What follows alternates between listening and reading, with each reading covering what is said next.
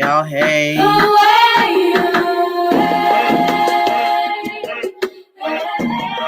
on in. Come on in.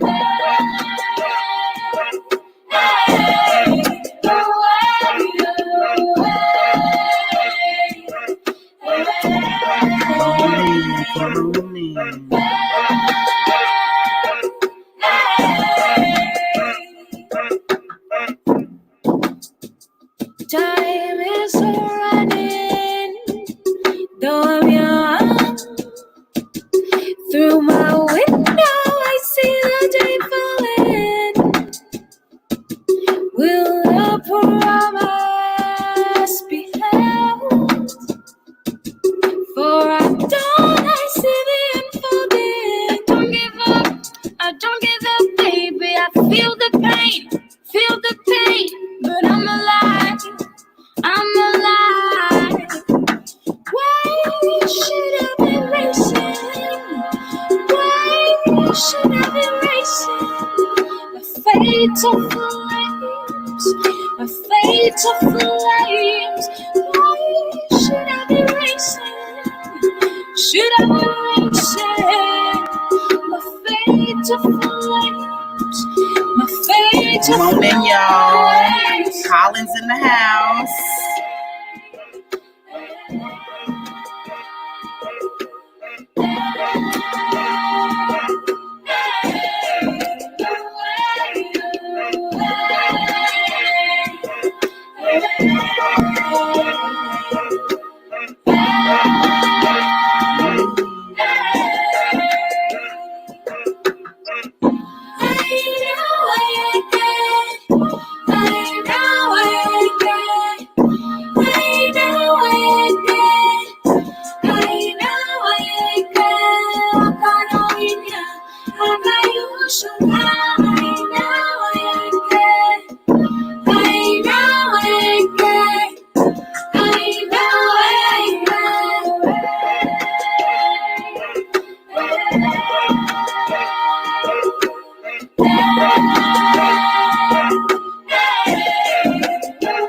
Hey y'all, I see you, Shireen. Tiffany, I'm on that.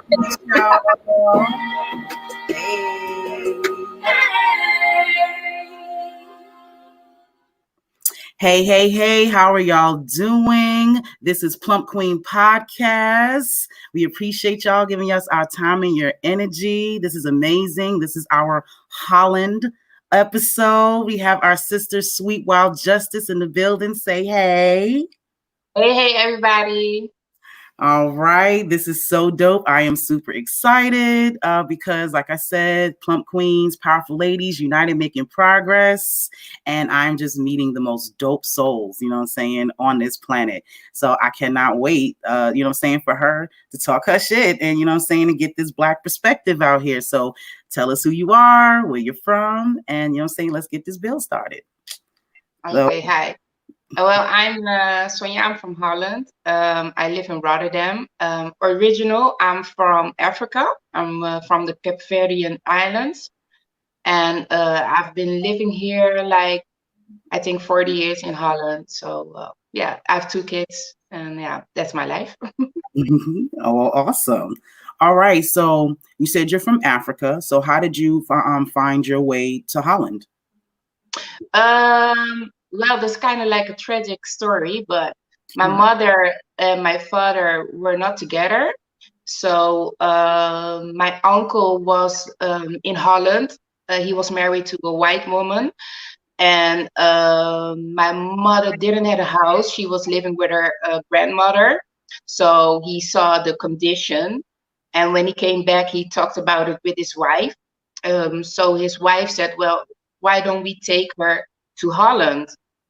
So my mother arranged her papers. So first, I think 10 months, something like that, she started working. I lived with my uncle and my aunt. And then she went through Holland. And she left me there. And I think a year later, I was very sick. So she got me to Holland. They did an operation, and then I was living here in Holland. So that's why I'm in Holland. Okay, awesome with the sauce on it. All right, so as a Black woman in Holland, what is that experience like? I must say it's not that heavy as in the US. We do have racism, don't get me wrong, but it's not on that level. So it's more like people are more in contact with each other. We have a lot of mixed race couples and children, and yeah, we have a lot of diverse, hoe zeg je dat? Nationalities living here. We Okay. have colonial people from Suriname, from the Dutch Caribbean islands, Okay. and we have Africans here, and all kind of people living here. So Okay. All right. So I guess I'm just gonna get right into it. It was something that you and I and our sister Shireen Senior, shout out to her from UK. We were speaking about. You had told me that there is a holiday that is celebrated in Holland that is dedicated to blackface. Can you please explain that a bit? Well, I don't know where it came from because there are a lot of different stories about it. The people, we have a saint. It's just like Santa Claus, but his name is Sinterklaas. And he goes every year from Spain to Holland, and he takes with his helpers. But his helpers go down the chimney, and when they come out the chimney, they have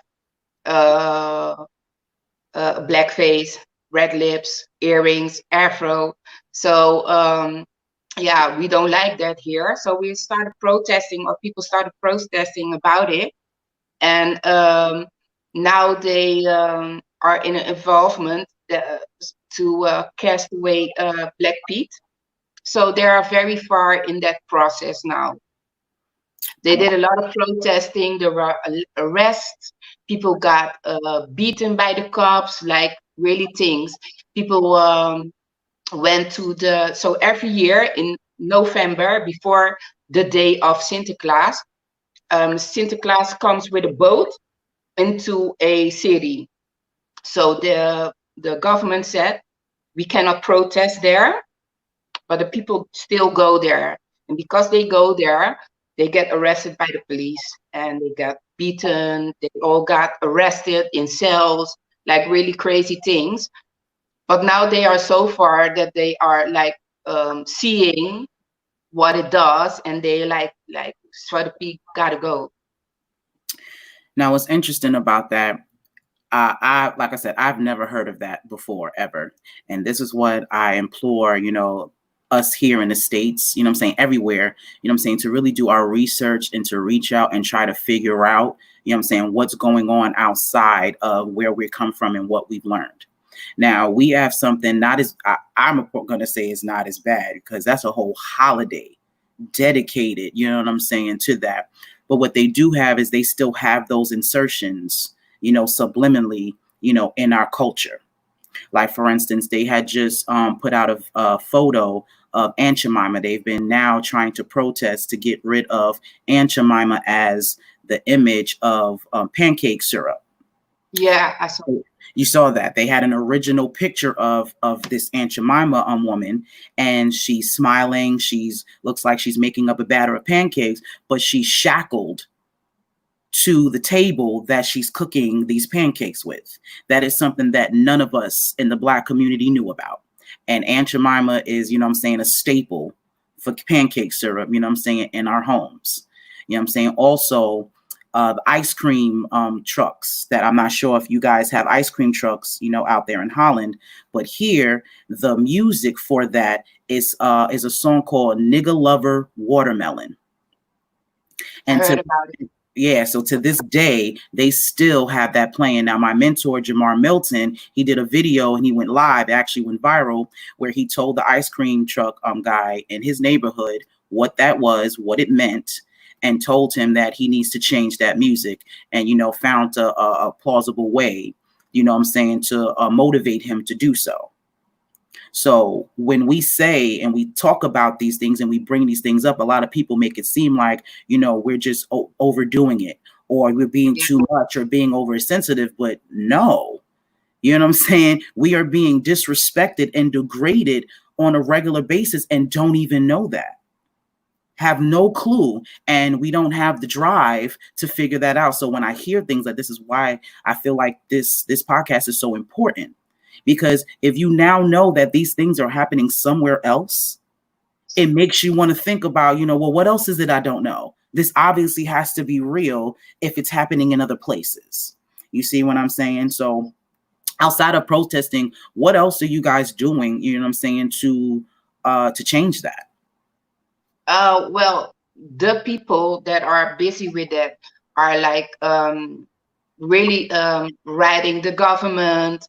They are really doing a lot of things other than only protesting. But I must say, protesting does help, because a lot of people were like, yeah, protest doesn't help, blah, blah, blah. But if you see how far they came with the protest, yeah, it's helping. Or I'm sorry, go with it. Just keep on going. Okay, well, I have a eclectic perspective on that. Like I said, I can't speak about how it goes in Holland, but here in the States, we've been protesting for about 50 years. That has been our main way of, trying to get justices for ourselves, protesting and marching. We've been doing that, since the 40s and the 50s. But here in the States, that has not worked. And not to say that you shouldn't. I feel like there's certain people, I feel everybody has their lane. You know what I mean? So if you're protesting is what you feel like you can do, then cool, absolutely do that. But to say that protesting is the only thing that needs to be done, that's not true, because we've been only doing that and it really hasn't gotten too much change. We need more action. You can't keep just talking. But I didn't tell you that. I told you like the protest here has gotten them so far. So this is what I'm saying, and that's the difference, and those are the differences. So like I said, I don't tell people not to, but see, for here, we need more than that. We need action. Like we was just speaking before we got on here about distractions and, what people are paying attention to or not in this type of climate. It's so much, it's so different. And this is why, I wanted to have this conversation with you, because like for you, right, like you're saying, protesting is working. It's making a difference where you guys are. And but they are not only protesting. Protesting is one of the things they just yearly do. But in the meanwhile, they're doing other things, weet je, to like writing a lot of organizations. So I don't know what type of things they do, because I'm not in it, but they do a lot of things. So it's not only protest, no.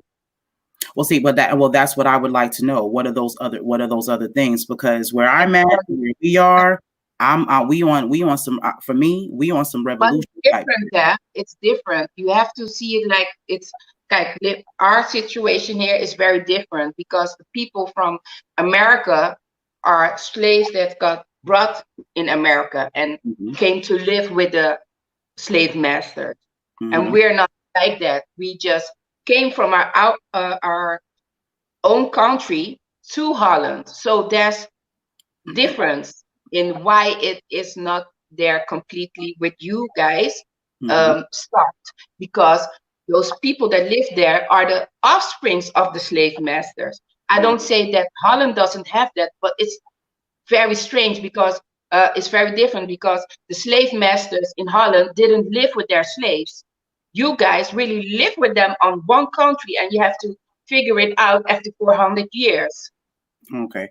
Please elaborate a little bit on that, because see, that I didn't know. When I'm thinking about the Atlantic slave trade, when I think of that, I feel like there are different boat stops. Like we were all shipped in different places, you know what I'm saying? So I wouldn't know how they reacted, or, how that has trickled down through, the centuries for other, because like you just said, No, go ahead. Colonialism. We have colonialism, and in America, you don't have that because the slave masters and the slaves still live on that country, still Mm-hmm. live there.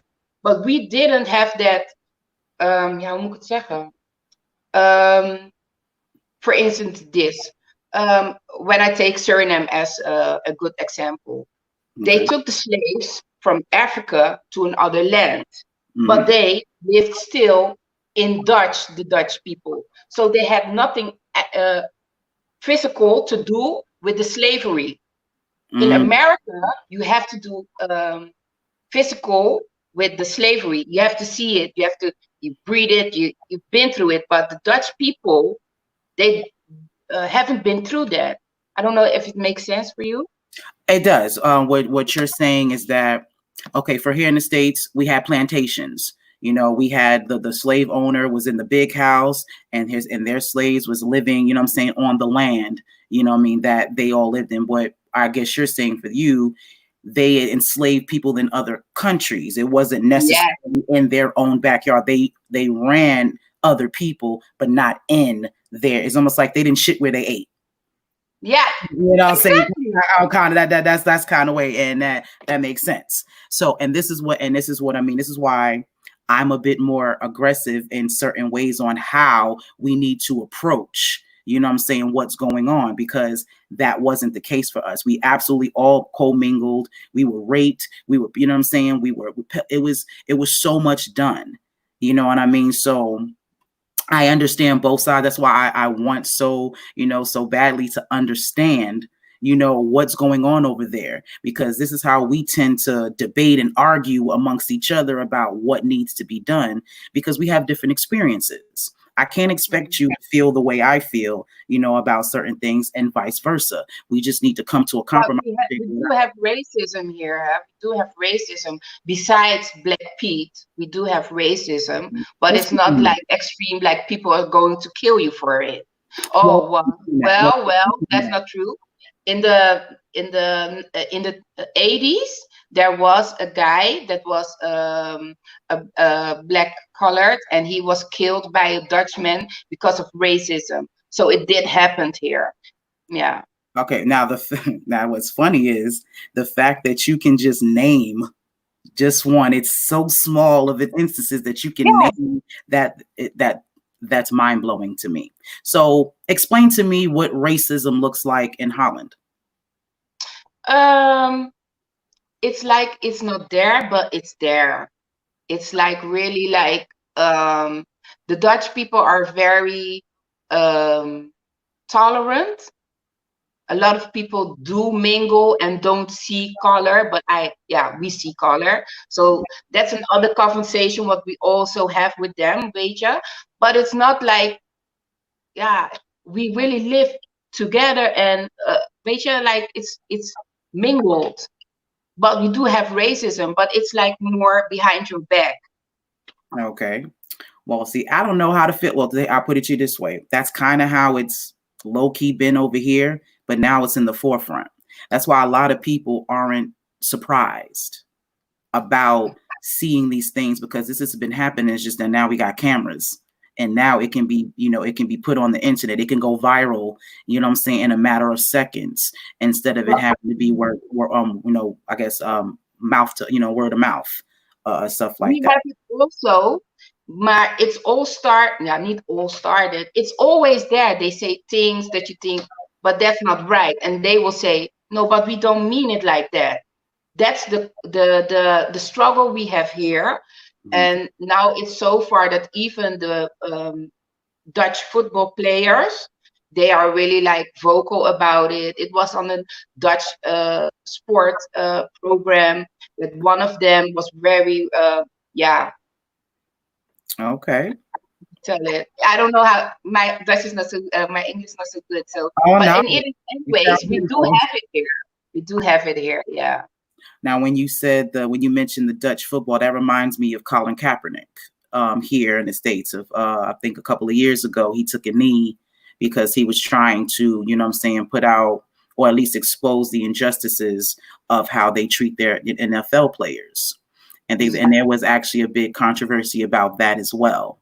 about how you're supposed to, help with your people or liberate yourself, because he started something, and for a lot of us, he kind of sold out. He started a revolution and then kind of stopped it because he was thinking about his finances and how he has to take care of his family and things of that nature. So a lot of us stand and agree with what he did, and what I'm saying, appreciate it. But then there's a few of us who feel like you kind of just, it's almost like you tried to flick a lighter and you tried to light something and then you put it right out.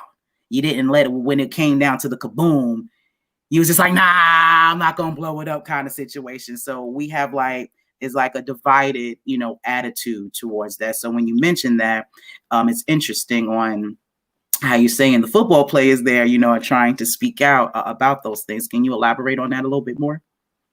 Not really, because I don't follow it. I see it in Okay. in the little things, but there are yeah, people, Dutch people, football players who say, yeah, it's not a big thing. There's no racism. But the thing here in Holland is there are people saying there is no racism, and there are other people saying there are racism. So that's a kind of the flow here. So Okay, so in your life, in your universe, how does that play out? Is there, what I'm saying, do you experience that? Do you see it in, it could be indirect on the outskirts?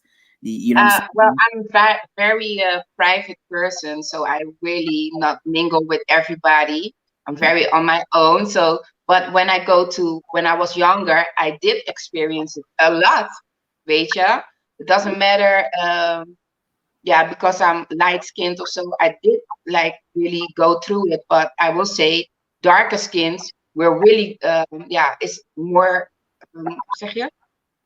Okay. You know, right? Now, I've heard that, like, when you're talking about like the Afro Latina community, a lot of them go through with the whole lighter skin and darker skin, issue. Like they're not Spanish enough. You know what I'm saying? Like they tend to go with the lighter skin or the people that are from Spain. And, if you're too dark to be this, or you're too light, I'm saying, to be that. So is that what you experienced? Um, no, no, because I always been around yeah, black people.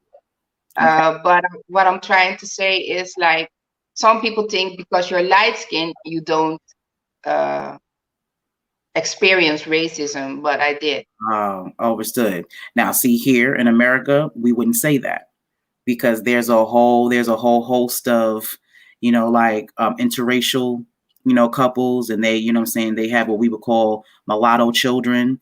They in themselves figuring out who they're supposed to identify with. We deal with that a lot, what I'm saying, out here in the States. And it goes both ways. So a lot of people that are lighter skinned, they get more favor because they're lighter skinned. What I'm saying? I know growing up, not to say that I was so much discriminated against, but my look wasn't the look. I wasn't like, But that I also see. That's why I said, but darker skins really experience it more.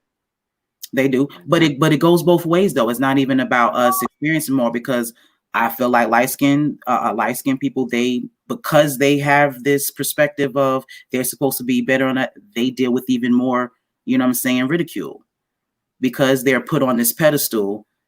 Darker skinned people tend to, be jealous or envious of that because of the way society treats them. I So they, never. I think I once experienced that, but I'm around. Well, I have been around a lot of darker skinned women, but I never experienced that. well, that's good. And that's amazing. I know a lot of people who have, they're not, because they're the only light skinned person and certain people give them a certain attention. It makes everyone else around them not like them. I, Mm. I know people who deal with that on a regular But it basis. depends on how the lighter skin reacts to the attention. That's also a thing. That is too, and it's kind of hard, because it's like, how do you get upset with somebody, what I'm saying, for almost using a resource that they have? You don't ask to be the color that you are. You're born, and that's, what I'm saying, who you are. So even like when you say white privilege, what I'm saying, I want equal. I personally just want to be sovereign. I don't even want to be so much as equal to anybody. I want to be my own entity in my own space. That's what I truly want. But at the same time, if I'm going to think logically, when you talk about white privilege, how can you really be upset with somebody for using a privilege that is afforded to them? You know Yeah, that's true. You see what I'm saying? When you think logically, if we had Black privilege, I don't think that anybody Black would want, you know what I'm saying, to give up that privilege, especially if it's going to be afforded to their children. This is why I speak so highly about sovereignty. I can't really get mad at white folk for, using what they got to get what they want. We just need to be able to do the same thing. But in America, I understand it because we can go back to our own country if we would like. But you guys are stick there, and they need to do something for you guys to have your own space. We got to do it ourselves, and that's the thing. And this is what this is about. They're not going to do that. We are the ones who run this country. We are the backs, you know what I'm saying, that make this country run. So they're never going to do that, because then that means they're going to have to do the hard work now. That's never going to happen. They're not going to dismantle their own system that works for them. This is why we have to create our own. We have to find a space to do that. I follow Young Pharaoh. Do you know Young Pharaoh? I do know Young Pharaoh. I do know. But he's very busy, yeah. He's very busy. So he's really making things into existence. So I think you guys will succeed. I really believe that. Oh no, definitely. The like-minded absolutely will. What I do know for a fact is not everybody is going to make it. That's not how that's supposed to work anyway. You know what I'm saying? But those of us who are like-minded and have that mindset, we're absolutely going to make it happen. Like, I'm just doing things in my life, and I'm not Young Pharaoh or, Riza Islam, or, I ain't there yet, or whatever, but I'm making personal changes in my life right now that's going to put me in a position to have that sovereignty, that I speak of. And all we need is a bunch of individuals to do that and come together, and that builds a community. You know what I'm saying? It's all about mindset, to be quite honest. So it's gonna happen. Liberation is going to be had for those who want it and is willing to make the sacrifices to do it. You know what I'm saying? That's how I feel about it. So I just want to, give everybody the opportunity to do that. That's why this information is important. Because again, I can't make nobody listen or do what I want them to do or feel the way I want them to feel. But I want to have this information out there so you get to make that choice. And I wanted to say something. Besides that I live in Holland, or somebody else lives in Germany, or somebody else lives in France or in the UK, I think we all experience, or our forefathers, ancestors experienced slavery. We want to be free in a kind of way, like we all need to have our own thing. Like Africa is like bonded by every Western country. Like we need to break free from that, we as a global need to do this together. It's not only America, it's not only, we all have to do it together. Exactly. I agree 1,000%. And that's why we're having this conversation, sis. So we can do that. So, we can, like I said, we can, bridge those gaps. You know what I'm saying? This is great information, to know. So I know when I go to Holland, I can fall back a little bit, you know what I'm saying? And, it's a little bit different. So I ain't got to come in through with the pistol real quick, you know what I'm saying? And you just learn, learning is what we need to do. We have been controlled our whole lives. Everything that, we think that we know has been taught to us, honestly, by our oppressor. We need to go out there and learn for ourselves and see and touch things for ourselves, and then make your own discernment of what that is or what that means. You don't even got to take my thought process for it. Just research yourself, find that out for yourself, figure out what's going on out, like I said, outside of the 5-6 square blocks that you live in. Most of us here in America, as far as Black people, we're very closed-minded. We don't want to go outside of what we're taught. And that's what keeps us bonded. Because this is we're in the era of information. This information is free. I'm not talking about anything that's mine. This information is not ours. It's out there. You know what I'm saying? We're just choosing to seek it. Like you were saying before, you've been asking your universe to, have this type of situation to, talk and to mingle with other, I'm saying, other women. And here you are. Yeah, I'm saying, like, and when that's what you want, it happens. So this is probably going to spark somebody else who wants to learn. I had dinner with a sister last night that she's really coming into her awakening and figuring out who she is and finding self. And it's just so dope. Like, this is what we need. You know what I mean? That's what's going to lead us to our liberation and what's going to, make it okay if we keep doing that. So I really appreciate you. I feel very blessed to have met you.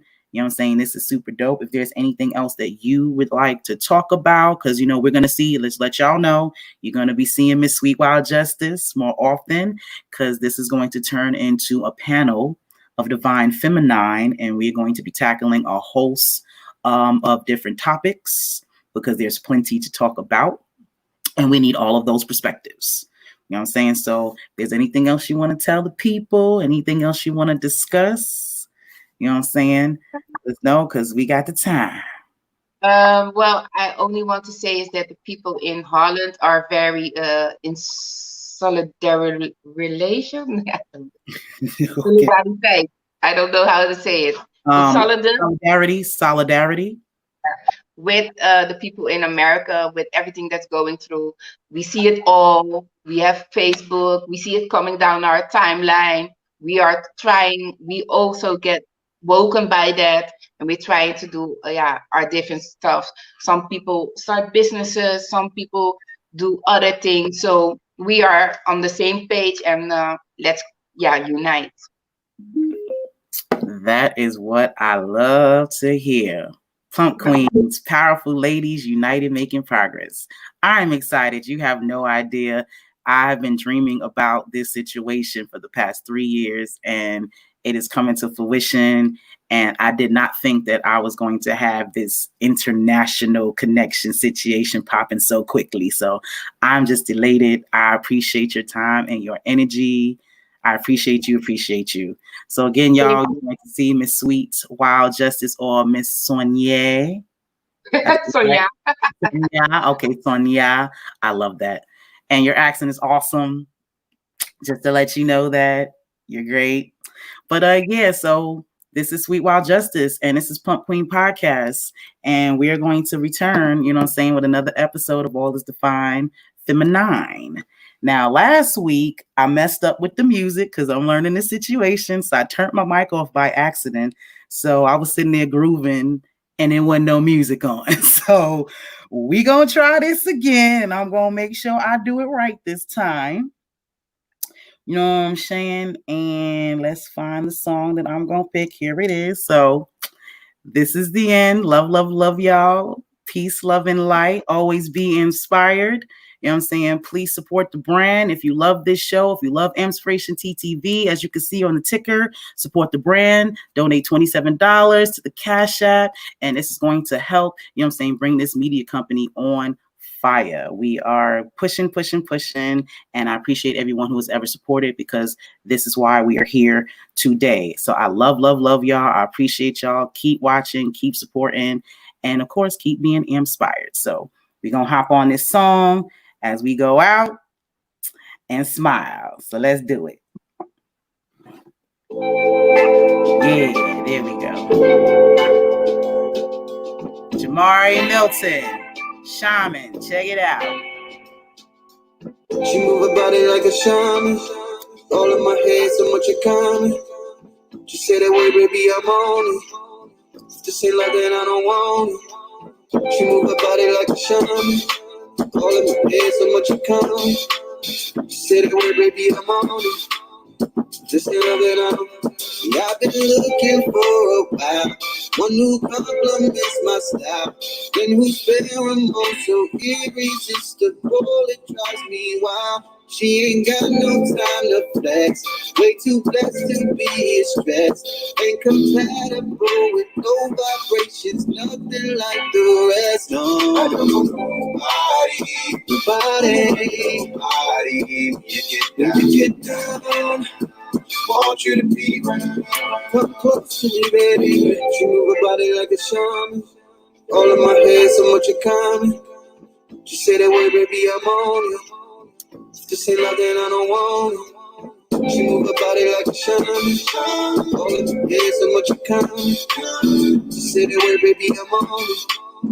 Just say nothing, I just wanna see you smile. Keep my number on the dial. I anticipated, cannot wait until you come around. 'Cause I just wanna take you home. Sit a deal and set a stone. You should never be alone. You with me, with me, with me. I got nobody. Get down. Want you to be right.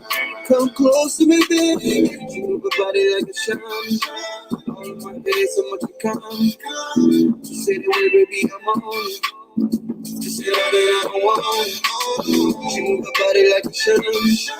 All in my head, so much in common. Just say the word, baby, I'm on it. Just say that I don't want